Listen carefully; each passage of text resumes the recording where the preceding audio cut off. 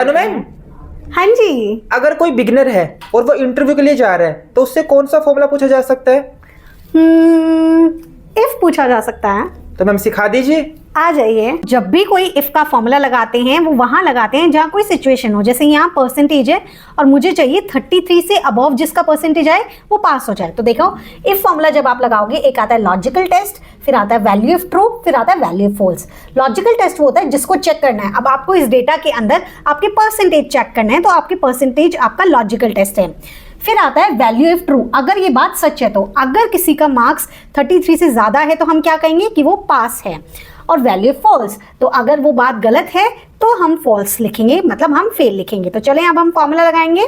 Equals to if tab, उसके बाद हमें लॉजिकल टेस्ट देना है। तो लॉजिकल टेस्ट क्या होगा, हमारी ये परसेंटेज होगी, उसको हम चेक करेंगे कि क्या वो ग्रेटर देन 33% है।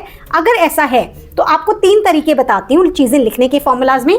अगर कोई सेल लिखते हो तो हमें कुछ नहीं लगाना होता, टेक्स्ट लिखते हो तो हम डबल कोटेशन के अंदर लिखते हैं, और कोई नंबर लिखते हैं तो हम डायरेक्ट लिख देते हैं।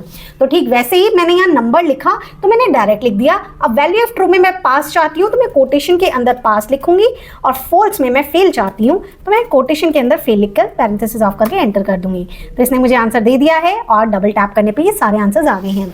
तो अगर आप भी चाहते हैं इसी तरीके से डिटेल में सभी फॉर्मूलाज को समझना और उन्हें रट्टा ना मारना, तो आप मेरे लाइव कोर्स में ज्वाइन कर सकते हैं, जो कि स्टार्ट हो गया है 10 फरवरी से। तो ज्वाइन करने के लिए क्या करना होगा, अकाउंट एक्सपर्ट की ऐप को डाउनलोड। हाँ जी, और अगर कोई क्वेरी आती है तो स्क्रीन पे दिए हुए नंबर पे आप डायरेक्टली कॉल भी कर सकते हैं।